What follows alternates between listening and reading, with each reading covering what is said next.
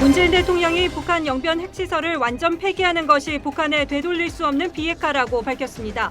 지난 2월 하노이 정상회담에서는 미국이 영변 알파를 요구해 협상이 결렬됐는데 논란이 예상됩니다. 경찰이 양현석 전 YG 대표를 성접대 의혹과 관련해 참고인 신분으로 소환해 조사하고 있습니다. 우리공화당이 광화문 광장에 천막을 잇따라 재설치하자 서울시는 내일 오후까지 천막을 철거하지 않으면 행정 대집행에 들어가겠다고 경고했습니다. 서울 은평구의 한 초등학교에서 불이 나 시커먼 연기가 하늘을 뒤덮었습니다. 방과 후 수업 중이던 100여 명의 학생들은 긴급 대피했으며 교사 2명이 연기를 흡입해 병원으로 옮겨졌습니다. 세종시 공무원과 국책연구기관 직원들이 최근 10배 정도 땅값이 뛴 세종시 주택단지를 10분의 1 가격에 사전 분양받은 것으로 파악됐습니다. 주택 부지 옆으로 고속도로가 뚫릴 예정이었지만 주택단지를 분양받은 국책연구기관 직원들이 심사에 나서면서 노선은 변경됐습니다. 지각장마가 오늘 전국에서 동시에 시작됐습니다. 내일까지 최고 200mm의 비가 쏟아지는 등 많은 비가 예상됩니다.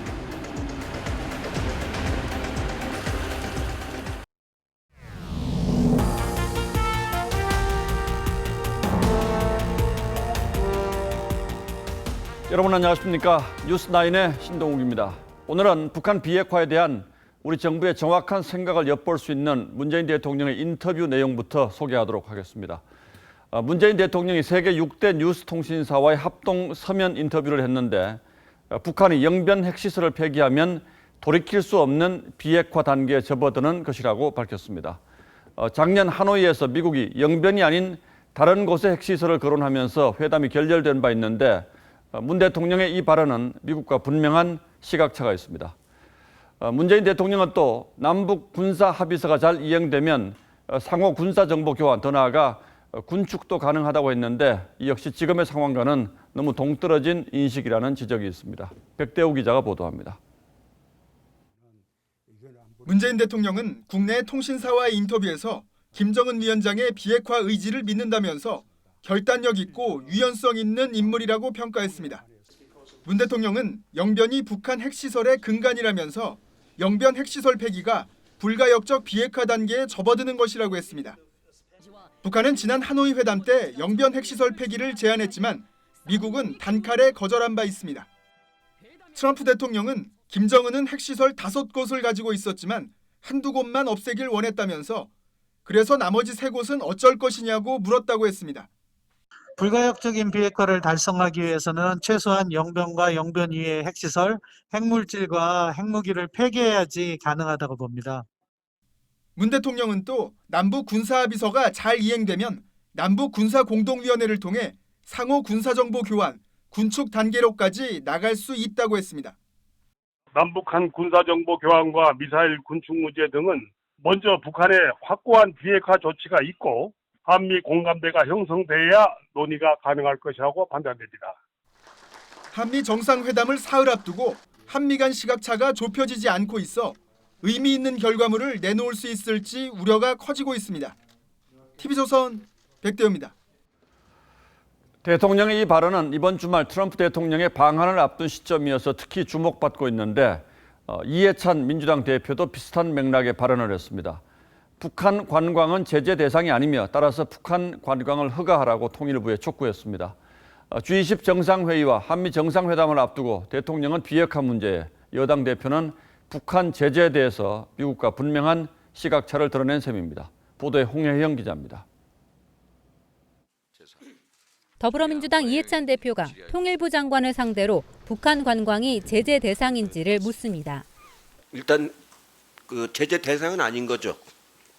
우리 국민들이 어디 금강산이나 평양이나 개성이나 가는 게. 네, 관광 그 자체는 제재 대상은 아닙니다.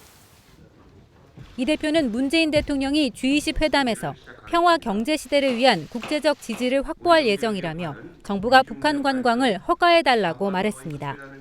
대북 제재와 충돌하지 않는 긴장 완화 방안을 치밀하게 준비해서 이번 회담이 한반도 비핵화 협상과 평화체제 구축 논의에 중대한 돌파구가 되도록. 문 대통령이 미국, 중국, 러시아와의 정상회담에서 금강산 관광 재개 필요성을 언급할 가능성도 점쳐집니다. 문 대통령은 경제 협력이 강화될수록 과거의 대결적인 질서로 되돌아가기는 힘들어진다며 남북 경협의 의미를 강조했습니다. 하지만 관광이 재개되면 유엔이 금지한 대규모 현금성 자산 유입이 불가피해 미국과의 갈등이 우려됩니다. 이런 가운데 북한 외무성은 대북 제재의 중요성을 강조한 폼페이오 미 국무장관을 향해 대조선 적대 행위의 극치라고 비난한 뒤 비핵화를 기대하기 어려울 것이라고 엄포를 놨습니다. TV조선 홍혜영입니다. 이런 분위기 속에서도 미국은 제재 입장을 고수하면서 북한을 압박하고 있습니다. 트럼프 미 대통령은 북한에 보낸 친서를 재차 언급하면서 김정은 위원장과 어느 시점에선 만날 것, 즉 서두르지 않겠다는 입장을 분명히 했습니다. 미국의 분위기는 유지현 기자가 설명하겠습니다. 대북 제재 위반 혐의로 미국에서 조사를 받고 있는 중국의 대형은행은 모두 3곳. 이 가운데 상하이 푸둥 발전은행이 미국과 금융거래 차단 위기에 놓였다고 워싱턴 포스트가 전했습니다. 미 법무부의 소환장에 불응해 법정 모독죄를 적용받게 된 겁니다. 앞서 21일 트럼프 대통령은 북한에 대한 기존 경제 제재를 1년 더 연장하는 조치를 내렸습니다.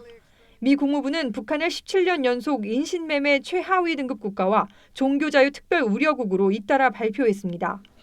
대화 메시지를 보내면서도 실질적인 비핵화 조치 없이는 제재를 유지하겠다는 투트랙 입장을 재확인한 겁니다.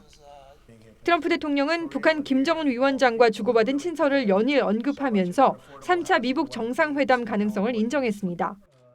Maybe there was, but we, at some point we'll do that. Getting along very well. 여기서도 시점은 못 박지 않아 실무 협상이 먼저임을 재확인했다는 분석이 나옵니다. TV조선 유지현입니다. 지난 2월 스페인의 북한 대사관을 습격한 반북 단체 자유조선이 당시 현장 모습이 담긴 영상을 공개했습니다. 대사관 직원의 탈북을 도우러 갔다는 자신들의 주장을 다시 한번 확인하고 자유조선 지도부에 대한 미국의 수사 중단을 촉구하기 위해서 영상을 공개한 것으로 보입니다. 이정현 기자가 설명하겠습니다. 누군가가 스페인 마드리드에 위치한 북한 대사관 문을 열자 밖에 서 있는 한 남성이 보입니다. 벅찬 감정에 숨을 몰아쉬지만 쉽게 발걸음을 떼지 못합니다. 건물로 들어서선 이내 감격에 북받친 듯 흐느낍니다. 지난 2월 스페인 북한 대사관을 습격한 반북단체 자유조선이 고향으로 돌아가다라는 제목의 20초짜리 영상을 공개했습니다. 북한 대사관 습격 사건 당일 치밀하게 계획해 촬영된 것으로 보입니다. 미국의 지명 수배 중인 자유조선의 리더 홍창과 이미 체포된 크리스토퍼 안 등에 대한 수사 중단을 촉구하는 의도로 풀이됩니다. 만감이 교차가 되면서 아마 울컥하는 장면인 것 같은데요. 범법자가 아니다 우리는. 정의를 위해서 싸우는 투사들이다. 이런 메시지를 보내기 위한 그런 동영상 공개가 아닌가. 자유조선은 고아로 북한을 탈북했던 조직원이라며 고국으로 돌아갔다는 꿈이 실현된 것을 깨닫고 감격에 겨워하는 순간이라고 설명했습니다. 이 남성은 앞서 폭스뉴스에 북한 외교관의 귀순을 돕기 위해 스페인 대사관에 갔다며 공격이 아니라 탈북을 돕기 위해 대사관행을 요청받았다는 기고문을 싣기도 했습니다. TV조선 이정현입니다. 이른바 삼척항 노크 귀순 사건이 발생한 지 일주일이 넘었습니다. 야당은 물론 여당 내에서도 국방부의 대응에 질책을 쏟아내고 있고 이들이 언제, 어떻게, 왜 넘어오게 되었는지도 여전히 의혹투성입니다. 오늘은 풀리지 않는 북한 목선 미스터리를 따져보도록 하겠습니다. 자, 강동 기자, 처음에는 군이 표류라고 했는데 귀순이라는 건 이제 분명해졌습니까? 일단 정황만 놓고 본다면 좀 가까워지는 것 같습니다. 타고 온 목선을 살펴보면요, 이 며칠을 먹을 수 있는 쌀과 음식이나 옷까지 이렇게 등이 있었는데 최소 일주일 이상 배에 머무를 것을 예상하고 준비한 것들이었다고 합니다. 자, 그런데 귀순을 기획하고 왔다면 4명 아닙니까? 이 가운데 2명은 지금 다시 북한으로 돌아갔죠. 왜 그랬을까요? 그게 조금 이상한 점입니다. 처음에 국정원은 4명 모두 북한으로 돌아가길 원했다고 이야기를 하고 있습니다. 그러다가 갑자기 2명이 북에 가면 죽거나 교화소에 간다면서 귀순할 뜻을 밝혔다고 하는데요. 자, 도대체 무슨 의도로 자그마한 목선을 타고 남쪽으로 넘어왔는지 의문만 커지고 있습니다. 옷차림이나 행색이 며칠 동안 바다에 표류한 사람들 치고는 너무 깔끔했다 이런 목격담도 나왔죠. 예, 그렇습니다. 이 정부는 일단 이 4명 모두 민간인 신분이라고 이야기를 하고 있습니다. 정확한 신분은 공개하지 않았는데요. 자, 그런데 어민으로 보기에는 좀 옷차림 등이 너무 깔끔하다 이런 지적이 나오고 있습니다. 자, 종종 기관 고장으로 남측으로 넘어오는 북한 어부들을 이게 생각을 해보면요, 상당히 남루한 옷차림을 하고 있기 때문인데요. 그렇겠죠. 자, 이들 중 한 사람은 이렇게 보시는 것처럼 이 빳빳하게 다림질이 되어 있는 인민복을 입고 있는 모습도 보이고 있습니다. 예. 자, 특히 당시 이들을 직접 목격한 동네 어민들의 이야기를 들어봐도요. 자, 이들이 타고 왔다는 오징어 잡이 배도 조업한 흔적이 전혀 없었다고 합니다. 자, 다만 이들은 바다에 나가면 추울 수 있기 때문에 군복을 빌려 입었다 이렇게 진술을 하고 있고, 국정원도 조사를 해보니까 군사훈련을 받은 사람들은 아니다 이렇게 말을 했습니다. 자, 그런데 이 목선이라는 게 굉장히 작지 않습니까? 예. 그런데 이 목선을 타고 적어도 700~800km를 왔다. 이것도 좀 이상하긴 하죠. 그렇습니다. 이 전문가들이 얘기를 하기에는요, 이 목선이 어떻게 움직여서 남쪽으로 왔는지, 그리고 동선이 정확하게 나온다면 이들의 목적도 규명이 될 것이다 이렇게 이야기를 하고 있습니다.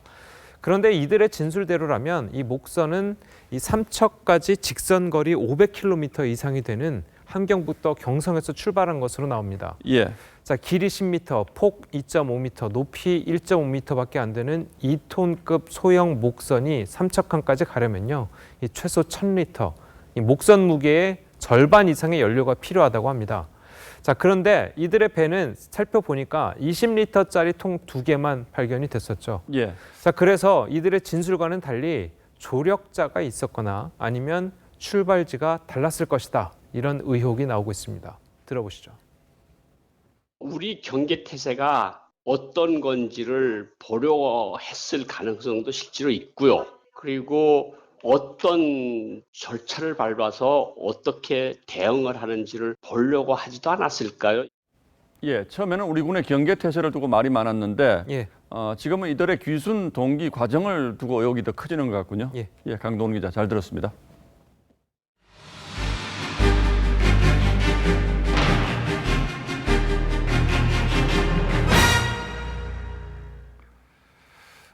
강원랜드 채용 비리 혐의를 받고 있는 자유한국당 권성동 의원이 1심에서 무죄를 선고받았습니다. 그런데 무죄 선고의 이유 가운데 매우 중요한 대목이 있습니다. 권 의원은 직권남용 혐의로 재판을 받았는데 이 혐의와 관련 없는 사건에서 압수수색한 증거들은 증거 능력이 없다고 법원이 판단한 것입니다. 검찰의 이른바 별건 수사에 제동을 건 판결이어서 다른 사건에도 적지 않은 영향을 줄 것으로 보입니다. 한성훈 기자가 취재했습니다. 강원랜드 채용비리 혐의로 지난해 3월 자유한국당 권성동 의원의 국회 사무실을 압수수색한 검찰. 당시 권 의원은 망신주기식 과잉수사라며 비판했습니다. 검찰이 권 의원에게 기소한 3가지 혐의에 대해 모두 무죄를 선고한 1심 재판부는 이 중 직권남용 혐의와 관련한 일부 증거가 위법하게 수집됐다고 판단했습니다. 검찰은 권 의원이 고교동창을 강원랜드 사회이사로 지명하도록 압력을 행사했다며 업무인계서를 제출했는데, 재판부는 판결문에서 범죄 혐의 사실과 무관하게 별개 증거로 압수한 자료인 만큼 원칙적으로 유죄의 증거로 사용할 수 없다고 봤습니다. 최근 사법농단 삼성노조와해 등 기업 수사에서 검찰이 포괄 별건 압수수색을 벌인 데 대해 꾸준히 비판이 나온 상황에서 이런 판결이 나온 겁니다. 이와 관련해 김시철 고법부장판사는 동료 법관들에게 이메일을 보내 법원이 위법 수집 증거에 대해 증거 능력을 배제해야 한다는 취지로 권 의원의 무죄 판결문을 소개하기도 했습니다. 검찰의 별건 수사 방식이 다시 한번 도마 위에 오른 가운데 압수수색으로 수집한 증거에 대한 구체적인 기준 마련이 필요하다는 의견도 나옵니다. TV조선 한송원입니다. 자, 이렇게 법원이 검찰의 수사 관행에 제동을 거는 분위기는 사법행정권 남용 수사와도 무관치 않다는 게 법조계의 해석입니다. 사법행정권 남용 수사 과정에서는 검찰이 임종헌 전 법원행정처 차장의 사무실을 압수수색해서 USB, 즉 이동식 저장 장치를 확보해 중요한 증거로 법원에 제출했는데, 양승태 전 대법원장 등이 검찰의 이 USB 확보 과정에 문제가 있다고 주장하고 나섰습니다. 이어서 윤수영 기자가 보도합니다. 검찰이 지난해 7월 임종원 전 법원행정처 차장의 사무실을 압수수색해 확보한 USB 5개 안에는 문서 파일 수천 개가 들어있었습니다. 검찰은 임종원 USB 속 문서를 근거로 양승태 전 대법원장, 고영한, 박병대 전 대법관을 사법행정권 남용 의혹으로 재판에 넘겼습니다. 그런데 재판이 시작되자 양 전 원장 등 3사람은 검찰이 USB를 수집한 과정이 위법하다고 문제를 제기했습니다. 법원이 허가한 압수수색 장소는 임 전 차장의 개인 사무실이었는데 사무실이 아닌 공용 공간에 있던 여직원의 가방 속에서 USB를 가져갔다는 겁니다. 하지만 검찰은 임 전 차장이 스스로 USB를 넘겨줬고 임의 제출 동의서도 냈다고 반박했습니다. 또 양 전 원장 측은 USB 안에 있는 실제 문서와 검사가 증거로 제출한 문건 내용이 다를 수 있다며 검증이 필요하다고 주장했습니다. 따져볼 USB 안의 문건은 1142개, 수천 장에 달하는 분량인데 검찰은 증인신문 때 실제 문건 작성자를 확인하자고 했지만 재판부는 전수조사를 하기로 했습니다. 검찰은 재판을 지연시키기 위한 전략이라며 문제점이 발견될 가능성도 없다고 못 박았습니다. USB 수집 과정의 적법성과 내용 확인을 둘러싸고 양측이 팽팽히 맞서면서 사법행정권 남용 의혹 재판은 속도를 내지 못하고 있습니다. TV조선 윤수영입니다. 조국 청와대 민정수석이 법무부 장관으로 검토되고 있다고 합니다. 청와대 비서가 엄정한 법 집행을 담당하는 법무부 장관으로 바로 가는 것이 적절한 것인지, 또 그동안 수많은 기강회의, 인사검증 실패 논란을 일으킨 조국 수석을 영전시키는 것이 국민의 눈높이에 맞는 인사인지 오늘의 포커스를 맞춰보겠습니다. 임기 2년을 넘긴 조국 민정수석. 그는 그동안 민정수석에서 물러나면 학교로 돌아가겠다는 뜻을 수차례 밝혔습니다. 국회에서 빨리 협조해 주시면 제가 학교로 돌아갈 시간이 좀 당겨지지 않을까 생각이 듭니다. 최근엔 여권에서 내년 총선 총력전을 위한 조 수석 차출론도 제기됐죠. 이에 대해 조 수석은 사양의 뜻을 시사했습니다. 정치인 조국이 아니라 민정수석 할 수 있는 조국을 뽑았을 거라고 생각합니다. 오늘 모든 언론이 보도한 여권 관계자 발에 조국 법무부 장관 검토설. 조 수석은 그러나 가타부타 말이 없습니다. 정치권에서는 민정수석이 곧바로 법무부 장관으로 가는 것이 옳은지에 대한 논란이 뜨겁습니다. 야당은 야당 무력화 시도라며 반발하고 나섰죠. 윤석열 검찰총장이 총대를 메고 조국 법무부 장관이 뒤에서 조종하고 야당 법박에 경찰이 앞장서는 석국 열차가 완성되는 것입니다. 지금 여당도 8년 전 이명박 당시 대통령이 권재진 민정수석을 법무부 장관에 지명하자 강하게 반대했습니다. 가지고 있는 법무부 장관은 청와대에 근무한 사람이 바로 가는 것은 부적절하다. 이게 우리 국민들의 대다수의 인식이라고 생각을 합니다. 사실 민정수석은 드러나지 않고 그림자처럼 일해온 게 관행이었습니다. 조 수석처럼 논쟁적인 민정수석은 없었죠. 조 수석은 민정수석이라는 임무에 최선을 다하기 위해 학교로 돌아올 때까지 페북을 접겠다고 선언했습니다. 하지만 안 접었죠. 대신 페북 접겠다는 그 글을 내렸습니다. 지난 1월에도 조 수석은 2017년 5월에 초심으로 돌아가 페이스북 활동을 대폭 줄이겠다고 했지만 지난 4월 국회에서 선거제 등에 대한 패스트트랙 지정에 반대하는 한국당이 국회에서 농성을 벌이자 조 수석은 야당 의원들에 적용될 수 있는 형벌 조항을 페북에 올려 수사 가이드라인을 제시했다는 논란을 일으켰죠. 야당 장외투쟁을 코미디, 밥그릇 투정이라고 한 글을 공유한 뒤 시끄러워지자 삭제하기도 했습니다. 페이스북뿐만이 아닙니다. 국민이 직접 뽑은 국회의 정당성에 의문을 제기하는 듯한 유튜브 발언으로 논란이 일기도 했습니다. 촛불혁명의 요구이다라고 판단을 하고 있는데 국회는 촛불혁명 이전에 구성돼요. 조 수석 재임 중 낙마한 차관급 이상 인사는 모두 12명으로 인사검증 책임론에서도 자유롭지 못한 상황. 그러나 정치권에선 이미 그를 차기 대선 주자 중 한 명으로 꼽는 분위기입니다. 문재인 대통령과 민주당에서는 대통령 후보로 생각하고 있는 것 같아요. 조국 수석을 둘러싼 논쟁이 언제 어디까지 커질지 지켜볼 일입니다. 뉴스라인 포커스였습니다. 광화문에 설치된 우리공화당의 천막을 놓고 서울시와 갈등이 더욱 깊어지고 있습니다. 우리공화당 측은 철거 전에 5배인 10동의 천막을 다시 설치하면서 서울시에 항의했는데 서울시 역시 내일 저녁까지 자진 철거하지 않으면 또다시 강제 철거에 나서겠다고 경고했습니다. 백연상 기자가 보도합니다. 서울 광화문 광장에 우리공화당의 천막 10동이 서 있습니다. 어제 새벽 서울시가 기존에 세워져 있던 천막을 강제 철거한 뒤 하루 만에 세운 것들입니다. 우리는 개인 단체가 아닙니다. 정당입니다. 정당의 활동을 하고 있는 거예요. 그것을 이런 식으로 강압적으로 강제 철거하는 것은 맞지 않다. 우리공화당 측은 어제 서울시의 철거 과정에서 60대 이상 38명이 다쳐 병원에 입원했다며 병원비와 부서진 물품 비용을 합쳐 모두 1억여 원을 박원순 서울시장의 봉급에서 차압하겠다고 밝혔습니다. 또 박 시장이 직무유기와 직권남용을 한 만큼 법의 처벌을 받기 전까지 광화문 천막을 철거하지 않겠다고 했습니다. 서울시도 강경합니다.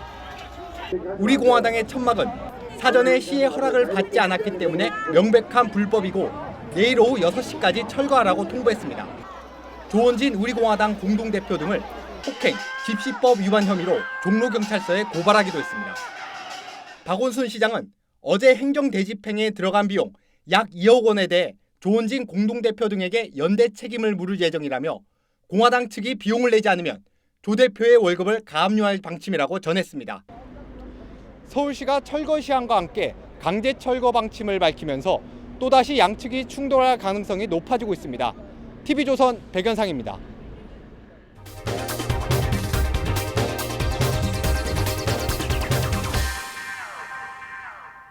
성접대 의혹에 휩싸인 YG 양현석 전 대표가 지금 현재 경찰 조사를 받고 있습니다. 앞서 경찰은 2014년 당시 술자리에 동석한 것으로 알려진 가수 싸이 등을 불러서 조사한 바가 있는데요. 자, 현장에 나가 있는 취재기자 연결합니다. 최민식 기자, 지금 양현석 씨가 어떤 신분으로 조사를 받고 있는 겁니까? 네, 그렇습니다. 오늘 오후 4시쯤 이곳 서울지방경찰청에 출석한 양현석 전 대표는 참고인 신분으로 조사를 받고 있습니다. 외국인 재력가들을 상대로 성접대를 했다는 의혹이 불거지면서 경찰은 그동안 내사에 착수해왔었는데 오늘은 양 전 대표를 직접 불러 사실관계 확인에 나서겠다는 겁니다. 앞서 한 방송사의 시사 프로그램이 양 전 대표가 지난 2014년 9월 말레이시아 재력가 조로우가 서울을 찾았을 때 유흥업소 여성들을 동원해 성접대를 했다는 의혹을 제기했습니다. 일명 정마담으로 불리는 여성에게 유흥업소 여성 25명을 부르게 했고 일부는 일행들과 함께 숙소가 아닌 제3의 호텔로 이동했다는 내용입니다. 앞서 경찰은 2014년 9월 해당 술자리에 동석한 것으로 알려진 가수 싸이와 유흥업소 관계자 10여 명을 참고인 신분으로 불러 조사했습니다. 싸이는 의혹이 불거진 자리에 동석한 것은 사실이지만 양 전 대표와 함께 먼저 자리를 떴다며 접대 연루서를 부인한 바 있습니다. 경찰은 양 전 대표의 성접대 의혹과 관련해 현재까지는 수사로 전환할 만한 단서를 포착한 건 없다고 밝혔습니다. 지금까지 서울지방경찰청에서 TV조선 최민식입니다. 오늘 오후 서울 은평구의 한 초등학교에서 5층 건물 외벽이 시커멓게 다 탈 정도로 큰 화재가 발생했습니다. 100명이 넘는 학생들과 선생님이 방과 후 수업을 진행하고 있던 시각이어서 하마터면 큰 피해가 발생할 뻔했는데요. 다행히 신속하게 대피하면서 큰 피해는 없었습니다. 최수용 기자입니다. 맹렬한 기세로 타오르는 불길. 검은 연기는 초등학교 외벽을 감싸다 못해 하늘까지 뒤덮습니다. 오늘 오후 4시쯤 서울 은평구의 한 초등학교에서 화재가 났습니다. 불은 건물 앞 쓰레기 집화장에서 시작해 학교 건물과 주차장에 있는 차 19대로 삽시간에 옮겨 붙었습니다. 1층 쪽에서 불빛이 이렇게 막 솟구치면서 쾅쾅 소리가 났었어요. 그래서 이제 쾅 소리가 1차, 2차, 3차, 4차까지 들렸어요. 방과 후 수업 중인 학생 116명과 교사 11명 등 158명은 무사히 긴급 대피했습니다. 평소 연습대로 선생님들의 인솔에 따라 침착하게 대응한 덕분입니다. 건물 5층에 마지막까지 남아있던 교사 2명은 연기를 마셔 병원 치료를 잠시 받았습니다. 마지막까지 두 분 선생님이 애들을 대피시켰어요. 선생님들은 대피를 못해가지고 화장실에 있는 것을 우리 구조대가 구조해낸 겁니다. 불은 발생 1시간 반 만에 완전히 꺼졌습니다. 시커먼 그름이 건물 외벽 전체를 덮었고 유리창들은 산산조각이 났습니다. 놀래갖고 막 떨려서 어찌할 바를 몰랐지. 우리 가게에 이제 같이 불이 붙을까봐 진짜 무서웠어요. 소방당국은 정확한 화재 원인과 함께 5층에 설치된 스프링클러가 작동했는지 여부 등을 조사하고 있습니다. TV조선 최수용입니다. 네, 지난주 서울 물레동에서 붉은 수돗물 사태가 발생하자 서울시는 분명 하루면 해결된다고 했었는데요. 일주일째 여전한 붉은 수돗물에 주민들은 제대로 씻지도 못하고 생수로 버티고 있습니다. 신유만 기자입니다. 서울 물레동의 한 아파트입니다. 주민들이 급수차에서 물을 받아갑니다. 굉장히 불안하죠. 어디서 잘못된지 그게 아직 파악이 안 됐다 그러면 난 또 이해가 좀 잘 안 가고. 지난 20일 붉은 수돗물이 나온 곳입니다. 서울시는 당시 하루면 해결된다고 밝혔지만 주민들은 일주일째 생수와 급수차로 버티고 있습니다. 주민들은 최근 30도를 오르내리는 더위 속에서 제대로 씻지도 못한다며 불편을 호소하고 있습니다. 일부 주민은 수돗물 부작용도 호소합니다. 세수하고 나오니까 눈도 뻑뻑하고 그리고 다래끼처럼 이제는 좀 염증이 생겼는지 아프기도 하고 그렇거든요. 그러니까 애기한테는 사실 더 치명적일 수도 있어서. 서울시는 노후 상수도관을 붉은 수돗물의 원인으로 추정하고 있습니다. 서울시는 추경 예산 727억 원을 추가해 올해 안에 노후 배관을 모두 교체하겠다고 밝혔습니다. 서울에 남아있는 138km의 노후 상수도관을 완전히 교체하겠습니다. 인천경찰청은 붉은 수돗물 사태와 관련해 직무유기 혐의를 받고 있는 박남춘 인천시장에 대한 수사에 착수했습니다. 인천 지역 시민단체는 대책위원회를 구성하고 박남춘 인천시장 등에 대한 주민 소환을 검토하고 있습니다. TV조선 신유만입니다. 몇 년 전부터 전원주택의 인기가 높죠. 이 세종시도 4년 전 전원주택 단지를 조성했는데 세종시 전현직 공무원과 국책연구기관 직원, 그 가족들이 사전 분양을 받는가 하면은 사업 부지를 집중 구매한 것으로 드러났습니다. 이 부지는 최근 당시보다 10배 정도 땅값이 뛰었습니다. 차순우 기자의 단독 보도입니다. 2, 3층 전원주택이 자리 잡은 세종시 인근 주택단지. 4년 전 세종시가 공모한 주거단지 공모사업에 선정된 A사가 자사 소유이며 2만 9천 제곱미터에 24세대 1차 부지를 만들었습니다. 분양은 2017년 8월 시작했습니다.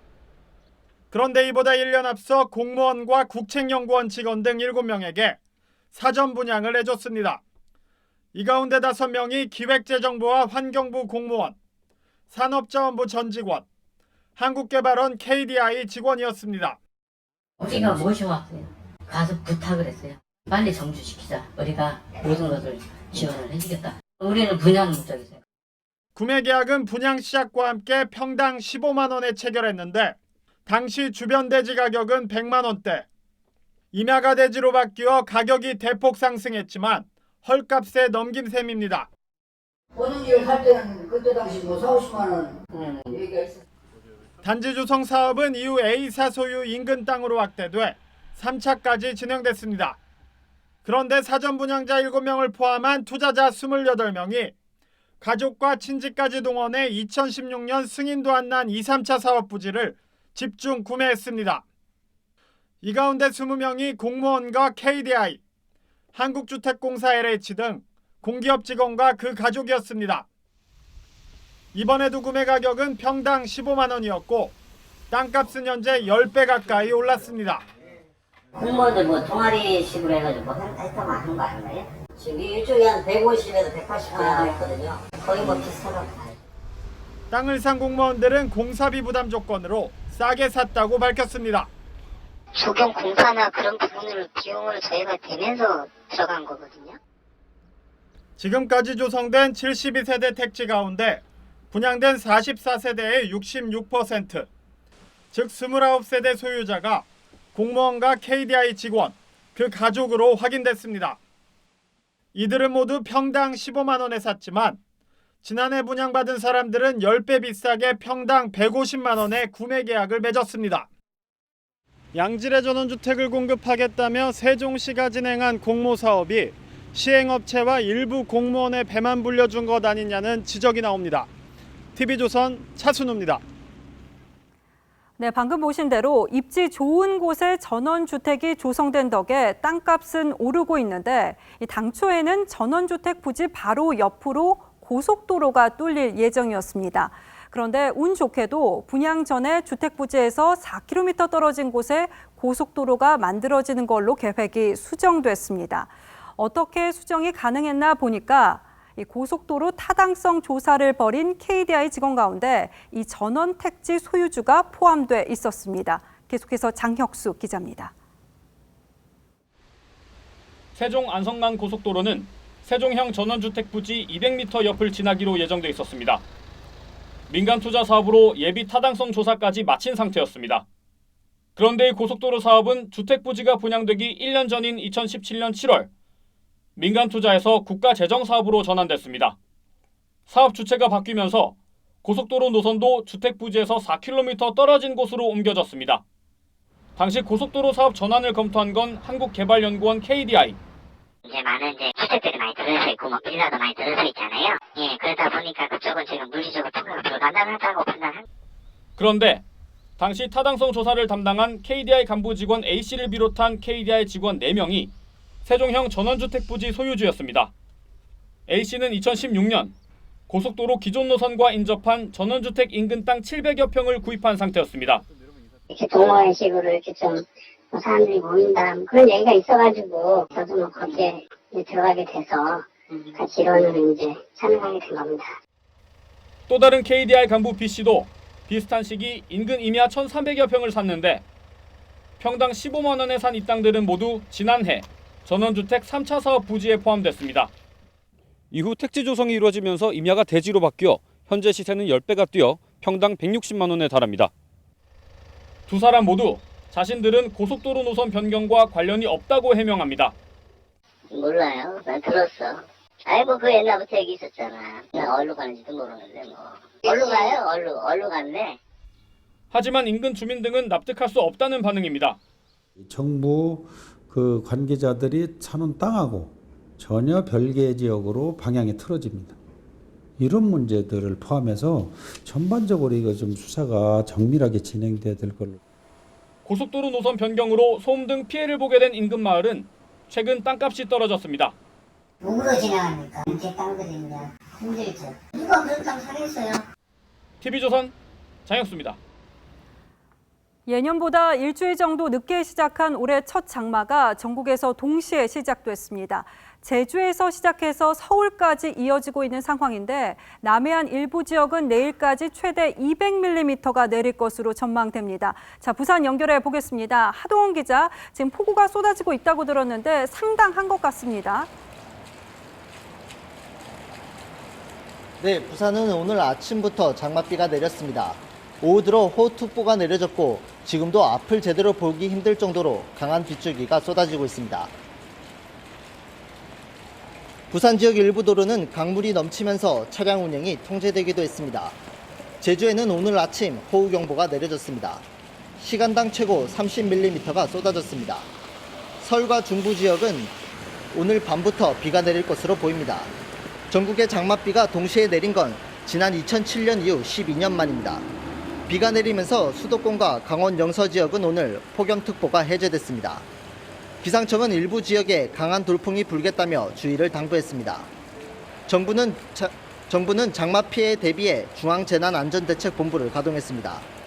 지금까지 강수량은 제주 서귀포 115.1mm, 경남 남해 149.5mm, 통영 107.8mm, 부산 91.8mm, 전남 고흥 91.5mm입니다. 장마는 내일까지 이어져 경남 남해안에는 최고 200mm의 많은 비가 내리는 곳도 있겠습니다. 내일 오후에는 전국에 비가 그치겠지만 주말부터 다시 장맛비가 내릴 전망입니다. TV조선 하동훈입니다. 예, 다음 뉴스입니다. 세계 3대 부호로 꼽히는 사우디아라비아의 빈 살만 왕세자가 방한해서 문재인 대통령과 4대 그룹 총수를 만났습니다. 그야말로 직사 대접을 받고 있는데 석유 판매로 어마어마한 부를 축적한 사우디의 실세 왕자답게 투자 보따리도 넉넉하게 풀어놓았습니다. 최지원 기자가 취재했습니다. 사우디아라비아 차기 국왕인 무함마드 빈 살만 왕세자가 1박 2일 일정으로 한국을 찾았습니다. 이낙연 국무총리가 직접 공항에서 마중하고 문재인 대통령은 공식 환영식을 열었습니다. 세계 3대 부호로 통하는 빈 살만은 세계 최대 석유 회사인 아람코를 이끕니다. 아람코는 지난해 삼성전자와 애플의 영업이익을 합친 것보다 많은 258조 원의 이익을 올렸습니다. 빈 살만은 오늘 하루에만 83억 달러, 우리 돈 9조 6천억 원의 투자를 약속했습니다. 사우디는 우리의 제1위 원유 공급국이자 제1위 해외 건설 수주국이고 또한 중동 내 우리의 최대 교역국일 뿐만 아니라 وتقوم على هذه الرؤية على كون مملكة قوة استثمارية رائدة ومربط بين القارات الثلاث محور بين القارات الثلاث. 비공개 오찬에는 삼성, 현대차, SK, LG 등 대기업 총수들이 참석했고 문 대통령도 빈 살만이 5조 원을 투자한 에스올 공장 준공식에 동행했습니다. 빈 살만은 SK가스에도 18억 달러를 투자하고 현대중공업과는 선박 엔진, 현대자동차와는 수소차 개발에서 협력할 예정입니다. 석유 수출 의존도를 낮추기 위해 비전 2030을 추진 중인 사우디가 반도체와 IT 강국인 우리나라를 주목하고 있어 정부는 제2의 중동 특수를 기대하고 있습니다. TV조선 최지원입니다. 유은혜 교육부 장관이 국회에 나와서 논란이 일고 있는 전주 상산고의 자사고 재지정 탈락 과정에 평가가 공정했는지 따져보겠다고 밝혔습니다. 야당은 물론 여당 의원들 사이에서도 문제를 제기하는 발언이 이어졌습니다. 서주민 기자가 취재했습니다. 야당의 공세는 정부의 획일성 교육에 초점이 맞춰졌습니다. 그런 기준으로 없애려고 그러면 다 없애려고 하는 거거든요. 이거는 현 정부에서 적폐 취급하는 거가 아닌가 하는. 특히 전주 상산고에 대해 전북도 교육청이 자사고 지정 취소를 결정한 과정이 적절했냐는 데 대해 여당 의원들의 지적도 나왔습니다. 사회 통합 전형 선발을 평가 기준에 넣은 건 법령에 어긋나고 기준 점수를 다른 시도 교육청보다 10점 높게 제시한 것도 형평에 맞지 않는다는 겁니다. 일반고도 불시해보니까 70 넘었으니 80점으로 잡는다라는 것이 합리적인 근거가 되는가. 유은혜 교육부 장관은 고교 입시 경쟁을 부추기는 일부 자사고의 일반고 전환은 불가피하다고 맞받았습니다. 고등학교 교육 전체의 체계를 매우 왜곡시키는 부작용을 불러왔기 때문에 다만 상산고에 대해서는 평가의 공정성을 따져본 뒤 취소 여부를 최종 결정하겠다고 말했습니다. TV조선 서주민입니다. 오늘 아빠와 딸이 안고 있는 사진 한 장이 전 세계인들을 큰 슬픔에 잠기게 했습니다. 엘살바도르 출신 아빠와 그의 2살 난 딸이 도망치듯 강을 건너서 미국으로 몰래 이민을 시도하다가 결국 강에 빠져 숨진 뒤의 모습인데요. 이 외신들은 멕시코 국경에서 벌어지고 있는 비극을 보여준 사고라고 전했습니다. 박수용 기자입니다. 수면 위에 엎드린 부녀의 시신이 떠 있습니다. 아빠는 자신의 셔츠 안으로 딸을 넣어 감싸 안았습니다. 현지 시간 25일 한 멕시코 언론은 강을 헤엄쳐 함께 미국으로 가려던 부녀의 최후 모습을 공개했습니다. 주인공은 엘살바도르 출신 25세 남성과 2살 배기 딸입니다. 부녀는 지난 4월 엘살바도르를 떠나 멕시코 남부의 이민자 보호소에 머물다 지난 23일 미국과 멕시코 접경 지역에 도착했습니다. 남성이 딸을 안고 강을 건넌 뒤 아내를 데려오기 위해 다시 헤엄쳤지만 그 사이 혼자 남은 딸이 놀라 강에 뛰어들면서 사고가 났습니다. 아버지가 급히 돌아가 딸을 감싸 안았지만 부녀는 급물살에 휘말렸습니다. He estado unos días en México y todo pues le había estado lleno de maravillas ahí. ¿Cuánto tiempo lleva en México más o menos? Como 2-3 meses. Como ellos vivían aquí conmigo, en la misma casa, entonces ellos querían tener su propia casa y eso fue la que los motivó. 일각에선 미국의 강경 이민 정책이 낳은 국경의 비극이라고 지적했습니다. TV조선 박소영입니다. 때가 남을 침략에 납습니다. 내 나라가 남을 침략하는 것은 원치 아니합니다. 독립운동가 백범 김구 선생의 서거 70주년을 맞아 디지털 기술로 재현한 목소리인데요. 일본 지도층의 망동을 억누르며 화합을 말하는 김구 정신이 읽힙니다. 이렇게 백범 선생의 삶을 듣고 볼 수 있는 추모식이 열렸는데요. 최윤정 기자가 다녀왔습니다.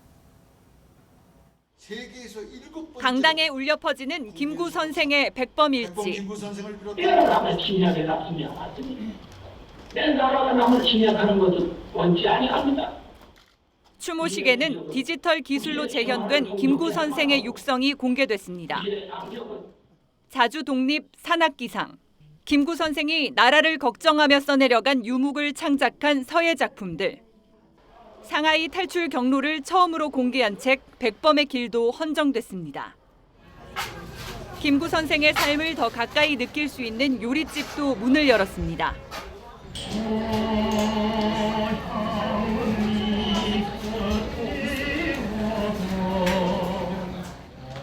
인기 메뉴는 대나무 잎으로 밥을 싸 실로 묶은 쫑즈.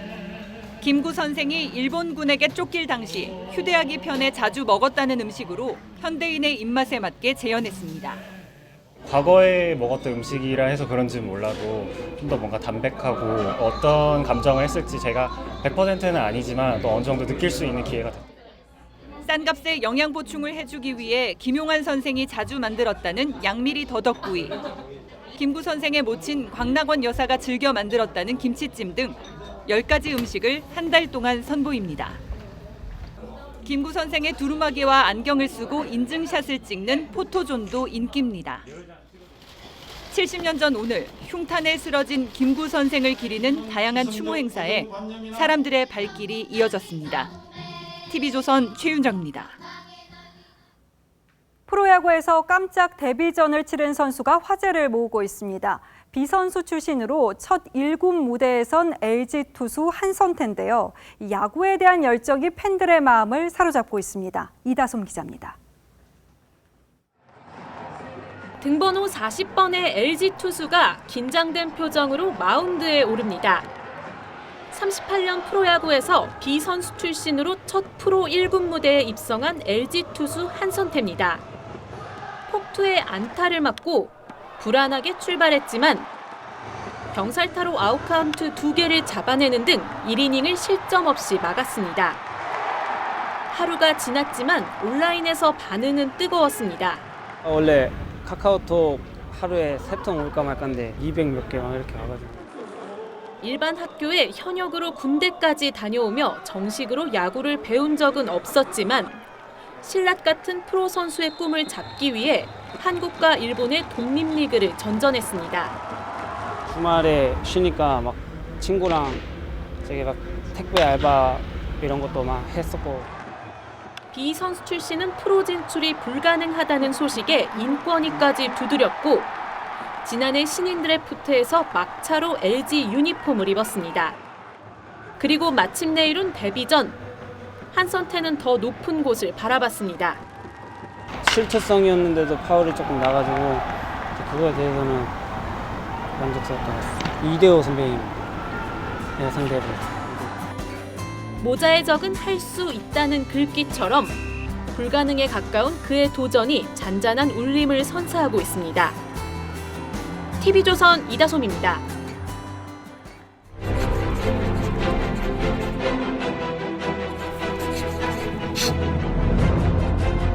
링컨 대통령에게 스워드 국무장관은 믿음직한 오른팔이자 바른말 잘하는 좋은 자였습니다. 두 사람이 마차를 타고 가며 정국을 의논합니다. In my opinion, to which I always listen, or pretend to. With all three of my ears. 링컨은 말도 잘했지만 듣는 것은 더 잘했습니다. 그래서 이 귀가 셋이라고 한 것이죠. 측근 스워드는 공화당 대통령 후보 경선 때 막판까지 링컨에 맞섰던 정적이었습니다. 하지만 링컨은 그에게 편지를 보내서 국무장관을 맡아달라고 간곡하게 부탁했습니다.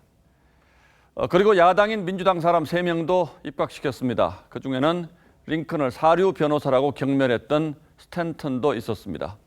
게다가 링컨은 그를 남북 전쟁을 치를 막중한 전쟁 장관에 앉혔습니다.